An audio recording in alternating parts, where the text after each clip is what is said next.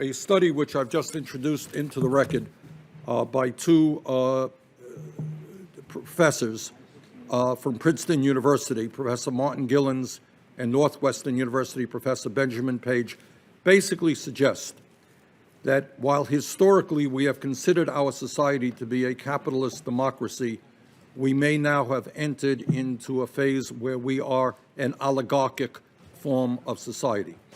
In your judgment, given the enormous power held by the billionaire class and their political representatives, are we still a capitalist democracy, or have we gone over into an oligarchic form of society in which incredible economic and political power now rests with the billionaire class?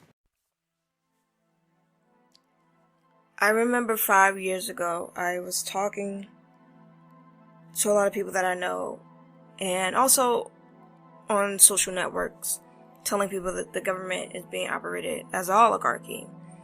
And that's basically what our system is. And a lot of people ignored it until now. You have people who are conservatives who finally believe it, either because they listen to Glenn Beck, or people who really don't have a political affiliation who listen to someone like Alex Jones, or someone, a middle-of-the-road person, or someone who's liberal who listens to NPR. And now that these sources have said so, now people are starting to wake up to the fact that our government is being ran as an oligarchy. And for a long time, people in this country have played sides, whether it be Democrats or Republicans.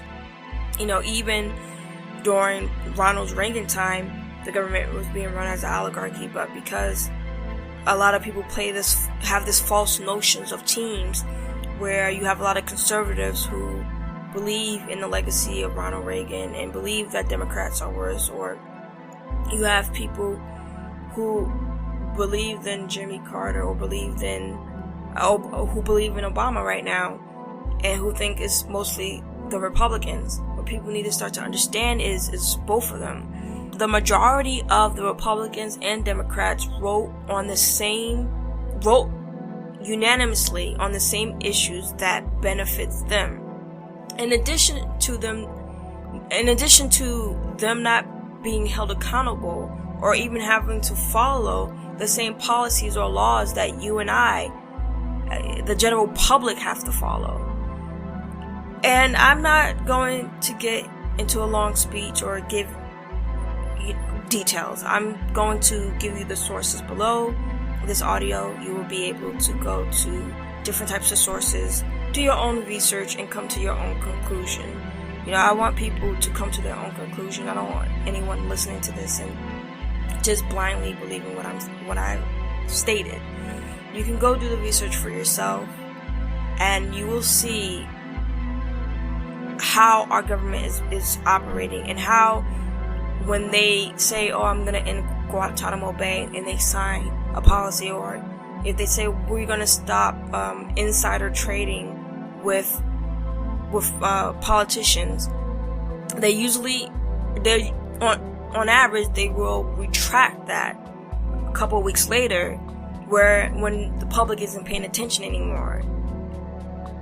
And people need to pay attention to these things. All you have to do is just go on the website and follow their voting records, and also what gets retracted. And you'll be able to find out the truth. It isn't as simple as liberal versus conservative, or Democrats versus Republicans. Again, the Democrats and the Republicans are on the same wavelength, and we are being asinine by fighting amongst ourselves, especially when you have the police state that is going on with civil forfeitures, with the war on drugs, stop and frisk. All these things are happening, and we have to stick together. You have to remember, the only reason why the politicians are getting away with what they're getting away with is because we let them. So you guys just go out, do the research, and come to your own conclusions. I'm Laddie, and I'll talk to you guys next time. Bye.